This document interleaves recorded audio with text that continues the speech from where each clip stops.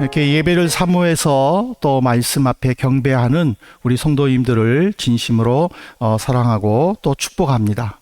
그리고 또 이 주신 말씀을 또 온전히 순종하시기를 바라는 마음으로 그렇게 말씀을 전하려고 합니다.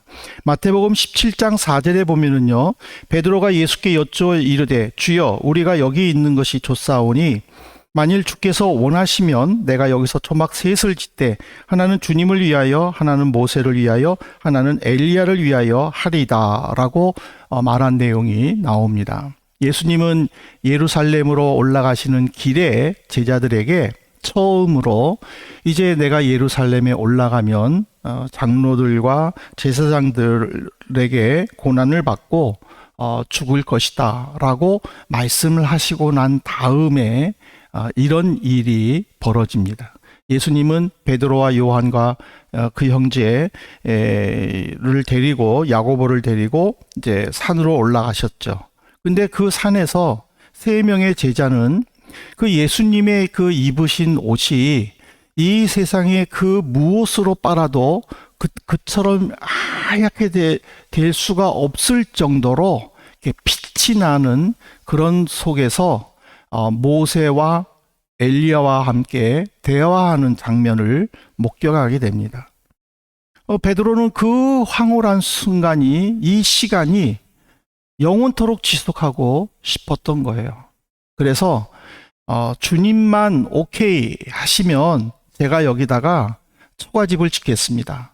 한 동은 예수님이 거하시고 또 한 동은 모세, 그리고 다른 한 동은 엘리야가 거하고 우리는 그냥 땅바닥에서 있으면서 우리끼리 이렇게 지냅시다.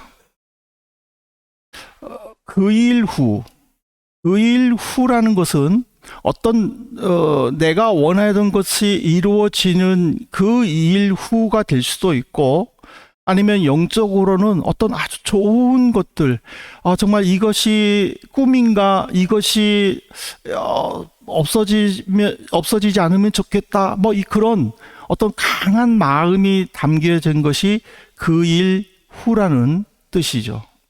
사람들은 여기에 머물러 있고 싶어 하는 경우도 참 많죠. 그리고 또 이것이 그냥 계속 이대로 지속되면 좋겠다라는 그런 강렬함도 간절함도 있을 수 있죠. 우리가 고난주간에 6일 동안 기도회를 했지 않습니까? 근데 어떤 분이 1년 365일 중에 6일을 하나님께 바치는 것이 너무 좋았다라고 얘기를 해요. 기도회를 마치고 같이 또 아침 식사를 하면서 즐거운 시간을 보낼 때 그 시간이 너무 행복하고 즐거웠던 것이죠. 이것이 유학 생활의 어떤 기간 속에 참 강렬한 어떤 하나의 또 좋은 추억이 될 수도 있다라는 그 의미겠죠. 그런데 그 시간이 참 좋아서 그 시간 안에 머무르고 싶은 마음이 있을 수는 있겠지만, 문제는 뭐냐면 이 일 이후라는 사실이에요. 우리는 지난 주일날에 부활주의를 지켰어요. 예수님의 부활을 기뻐하고 온 성도들과 함께 식사 교제하면서 즐거운 시간을 보내기도 했어요. 더군다나 날씨는 얼마나 환상적이었습니까? 그래서 청년들은 그룹 모임도 안 하고 밖에 나가서 커피 타임 하고 참 즐거운 시간이었죠.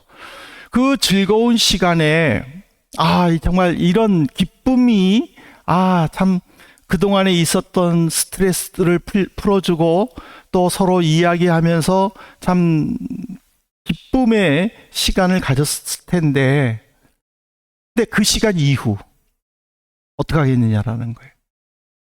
그 시간 이후, 이것이 우리 성도들에게는 매우 중요하다라는 거죠.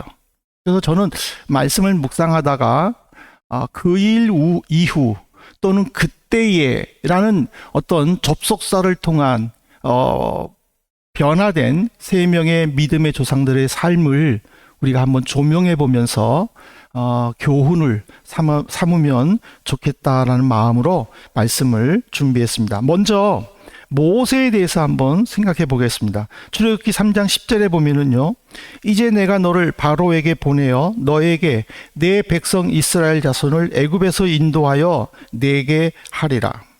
모세는 왕자였습니다. 애굽의 왕자였습니다. 애굽의 왕자여도 보통 왕자가 아니었습니다. 차기 대권 왕이 될 수 있는 확률이 매우 높은 신분의 이치의 왕자였습니다. 그런데 그는 자기 동족이 애굽이 아니라 이스라엘이라는, 애굽 사람에게 고통받는 이스라엘이라는 그 사실을 알았을 때는 그는 애굽 왕자 신분으로 자기 동족을 도와줬습니다. 하지만 그 도와줌이 한순간에 살인자가 되었습니다. 결국 그는 미디안 광야로 도망갔죠. 거기서 또 제사장인 이드로와 그의 가족들을 만났고, 그리고 첫째 딸 십보라를 만나서 게르솜과 엘리에셀이라는 두 아들을 낳고 살았습니다. 이것이 광야로 도망간 지 40년 동안 이루어진 사건입니다. 근데 어느 날 떨기나무에 불이 붙었습니다. 이제 뭐 곧 타다가 없어지겠지. 근데 아무리 기다려도 그 나무가 재로 변하지 않고 그냥 나무가 그대로 서 있었습니다. 이상해가지고 다가갔을 때 하나님의 음성을 들었습니다. 하나님은 그에게 여러 기적들을 베풀어 주면서 너는 이 지팡이를 들고 애굽으로 내려가 내 민족을 애굽에서 나오게 하여 조상들에게 약속한 땅으로 데리고 가라 하고 하나님은 사명을 주셨습니다.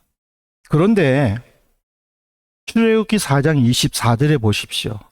모세가 길을 가다가 숙소에 있을 때에 여호와께서 그를 만나사 그를 죽이려 하시는지라. 이 만나다란 뜻은요, 히브리어에서 적의를 품고 접촉하다라는 의미예요. 우리는 만나다 그러면은 반가움의 그런 만남의 의미를 담고 있지만 이 히브리어에서의 이 만나다라는 것은요, 악의를 품고 있는 거예요. 하나님은 지금 길을 가고 있는 모세를 만났는데 그 모세를 만났을 때는 이미 모세를 죽이려고 작정을 하고 만났다라는 그런 의미이죠. 그 순간 모세의 아내 십보라는 모세가 위기에 빠진 것을 직감하고 길거리에 있는 돌 칼을 들고 자기 아들의 표피를 베어서 할례를 시켰어요. 그리고는 그 껍데기를 남편 발에pe 던져놓고 당신은 나의 피의 남편이다 라고 지금 이야기를 했어요. 피로써 내가 당신을 살렸습니다 라는 의미예요. 이게 무슨 말이냐면 지금 모세는요, 하나님께 여러 번 내가 왜 애굽에 갑니까? 나는 말 못합니다. 나는 능력이 없습니다. 나는 지금 애굽에서 도망 나온 사람인데 나는 애굽에 가고 싶지 않습니다. 뭐 그런 식으로 하나님께 계속 거절을 했겠죠. 근데 하나님은 그에게 기적들을 베풀어 주셨어요. 지팡이를 던져라 했더니 던졌더니 뱀이 됐어요. 그 뱀의 꼬리를 잡으라 했는데 잡았더니 다시 지팡이가 됐어요. 손을 품에 넣어라 해서 넣었다가 빼니까 문둥이가 됐어요. 다시 넣었다가 나오니까는 깨끗해졌어요. 이런 기적들을 베풀면서 가기 싫다고 하는 모세에게 가라고 하나님은 말씀하셔가지고 기껏 보내놓고 왜 갑자기 죽이려고 했을까? 여러 가지의 이 사건에 대한 해석들이 있겠지만 문제는 뭐냐면 모세는 미디안으로 도망간 이후에 하나님을 의지하는 신앙생활을 하지 않았다라는 것을 보여주는 거예요. 아까도 말씀드렸죠. 모세는 왕자였다고. 왕자가 아니라 왕위를 노릴 수 있는 왕자였다고. 근데 살인자가 되어 도망가 버리니 그는 그 왕의 자리에 있을 수가 없고 도망감으로 다른 사람에게 왕위를 뺏기는 그 원통함, 그 분노, 이걸로 인하여 그는 더 이상 신앙생활하지 않았다라는 것이죠. 결국에는 하나님은 이스라엘 백성들에게 내가 너희를 택한 그 증거로 남자아이가 이 땅에 태어나면 태어난 지 8일 만에 할례를 행해야 한다라는, 지금으로 말하면 의학용어로 말하면 포경수술을 시켜야 된다라고 하는 그 하나님의 약속을 모세는 잊고 살았다라는 거예요. 그거는 하나님과 이스라엘 사이에 영원히 변하지 않는, 유대인들 사이에 영원히 변하지 않는 할례 언약. 근데 모세는 미디안 광야로 도망가서 제대로 신앙생활을 하지 않았기 때문에 그 할례 언약을 지키지 못함으로 말미암아 하나님의 개입으로 그는 정신을 차리게 되었다라는 것이죠. 그래서 결국 그의 아내가 할례를 시키고 이제 하나님이 살려주심으로 말미암아 애굽으로 돌아가서 하나님의 사명을 감당했다라는 사실입니다. 두 번째로는요, 믿음의 조상 아브라함을 한번 살펴보십시다. 창세기 21장 23절에 보면 그런즉 너는 나와 내 아들과 내 손자에게 거짓 대에 행하지 아니하기를, 이제 여기서 하나님 가리켜 내게 맹세하라. 내가 내게 후대한 대로 너도 나와 내가 머무는 이 땅에 행할 것이니라. 아브라함이 그랄 지방 브엘세바에서 이제 목축도 하고 농사도 지으면서 살았어요. 근데 그 그랄 왕 아비멜렉이 이제 군대 장관 비고를 데리고 아브라함에게 와가지고 이렇게 말해요. 우리가 당신을 살펴보니까 하나님이 당신과 함께 하는 것을 발견했다. 당신은 우리와 적대 관계를 맺지 않았으면 좋겠다. 우리도 당신에게 최대한 친절을 하겠다. 우리 서로 평화협정을 맺자. 이렇게 제안을 했어요. 그래서 아브라함이 그 제안을 기꺼이 받아들이고 서로 이제 평화 조약을 맺고, 그리고는 아브라함은 그 일을 인도하신 하나님, 영원하신 하나님의 이름을 부르면서 제단을 쌓았다라고 되어 있어요. 이것이 창세기 21장의 내용이에요. 그런데 22장 시작이 뭔지 아십니까? 그 일 후에라는 것은 바로 아브라함이 평화협정을 맺은 시기라는 거예요. 이제 아브라함은요, 가정적으로나 외적으로 평화로웠어요. 이스마엘이 비록 첩의 아들이지만은 어쨌든지 간에 이스마엘이 이삭을 조롱하는 것을 보고 그것을 핑계로 또 그들 모자도 내보냈어요. 그러니까는 가정에 불화가 일어날 일이 아무것도 없는 거예요. 농사도 잘 되지요, 목축도 잘 되지요. 이제는 사람들이 자기를 도전하지 않으니까는 너무너무 평화로운 거예요. 근데 그 평화로움이 끝나자마자 하나님은 아브라함에게 내 아들 이삭을 모리아산으로 가서 바치라고 명령을 했습니다. 그에게는요, 이것만큼 충격적인 소식이 없다라는 사실이죠.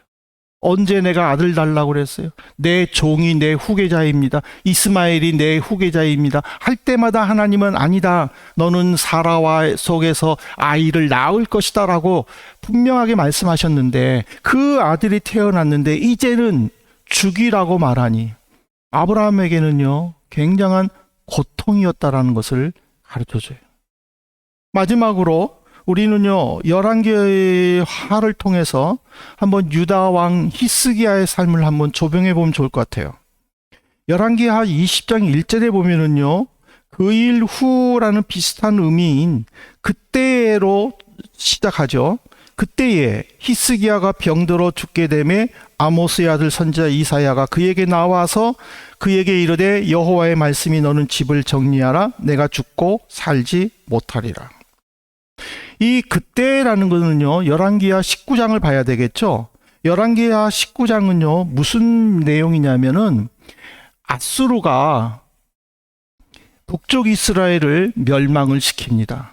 그리고 그 기세를 몰아서 남쪽 유다를 침략을 합니다. 유다의 여러 성읍들을 정복을 합니다.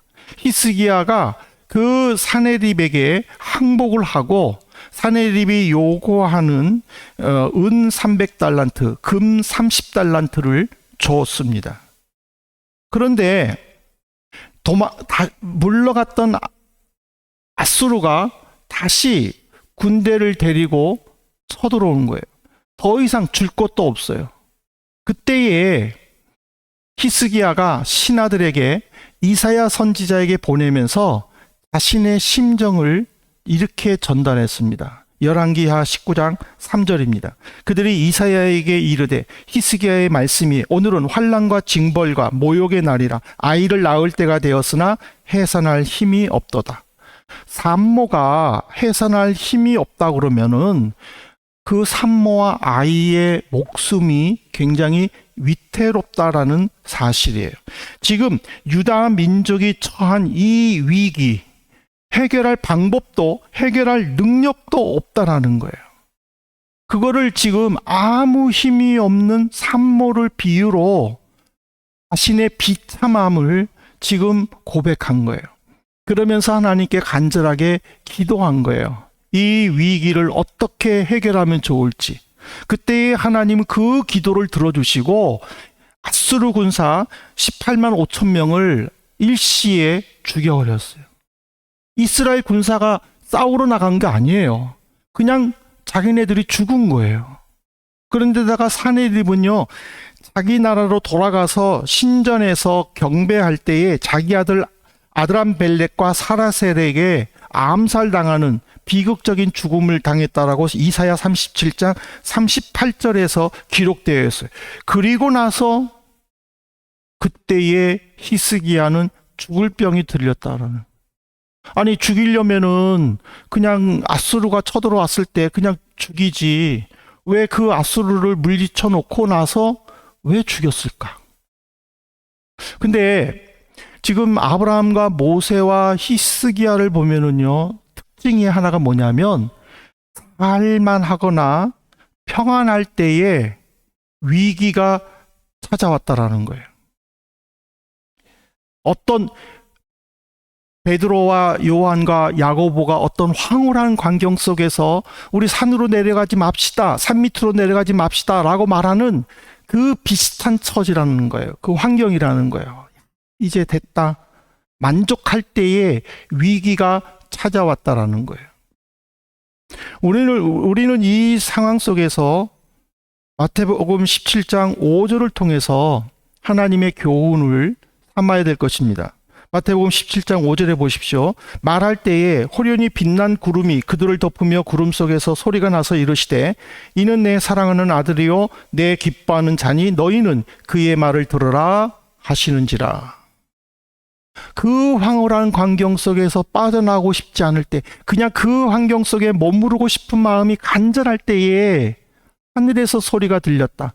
그 하늘에서 소리가 들렸다는 것은 하나님의 말씀이시죠. 하나님은 예수님을 향하여 내 사랑하는 자다, 내 기뻐하는 자다, 너희들은 그의 말을 들어라 라고 말하는 것은 너희들 스스로 여기에 있다, 내려가겠다 그렇게 결정하지 말라라는 거예요. 너희들 스스로 어떤 일을 하겠다, 하지 않겠다 결정하지 말라라는 거예요. 하나님의 말씀, 예수 그리스도의 말씀에 순종하라라는 것을 우리에게 가르쳐줘요. 베드로는 그럼 여기서 우리는 궁금한 게 있어요. 베드로는 어떤 황홀함 속에 있길래 세상에 내려가고 싶지 않고 그냥 거기에 머무르고 싶었을까? 궁금하잖아요? 모세와 엘리야는요, 구약시대 때의 선지자 중에 선지자예요. 모세는 이스라엘 백성들을 광야로 이끌어냈지만은 무엇보다도 중요한 거는 모세의 무덤을 어느 누구도 지금까지 찾지 못했다라는 거예요. 산에서 죽었어요. 분명히 산에서 죽었어요. 거기다가 묻었어요. 근데 그 무덤 자체가 없어졌어요. 지금도 모세의 무덤을 찾지를 못했어요. 엘리야는 이스라엘의 선지자죠. 북쪽 이스라엘이 영적으로 어려웠을 때에 하나님의 말씀을 전하는 선지자였어요. 그는 죽음을 보지 않고 요단강가에서 불말과 불병거를 타고 하늘로 올라갔어요. 그래서 이스라엘 사람들은요, 남쪽 유다나 북쪽 이스라엘 사람은 누구든지 이 모세와 엘리야를 위대한 선지자요 민족의 구원자로 생각하고 있어요. 그 민족의 구원자요 위대한 선지자를 베드로가 지금 봤잖아요. 그렇게 율법책으로만 듣고 배웠던 그 모세와 엘리야를 눈으로 보니까 얼마나 좋았겠어요. 그래서 거기에 머무르고 싶었다라는 것이죠. 그런데도 불구하고 하나님은 그들에게 결정하지 못하게 했어요. 너희들이 결정하지 않고 예수가 결정하게 하라. 예수의 말에 순종하라. 이 말은 뭐냐면 우리 성도들이 어떤 일을 행할 때에, 어떤 일을 계획할 때에 그 일 속에서 하나님의 뜻을 깨달으라는 거예요. 하나님의 인도함을 강구하라라는 거예요. 보세요. 모세는요, 자기 힘으로 동족을 구하려고 했어요. 그런데 모두에게 배반당했어요. 살인자가 되었어요. 결국 그는 미디안 광야로 도망가서 하나님을 제대로 의지하지 않았어요.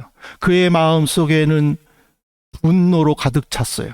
그의 마음 속에는 아픔으로 가득했다라는 거예요.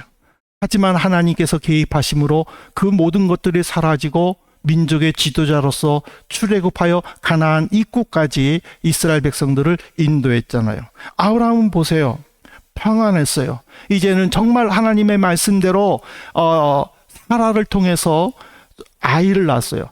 이미 성경에서는 사라는 90세로 경수가 끊어졌다고 그랬어요. 생리가 끊어져서 아이를 낳을 수 없는 입장이라고 그랬어요. 그럼에도 불구하고 이삭을 낳았어요.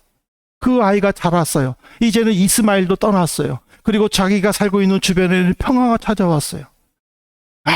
이 정도면 됐지.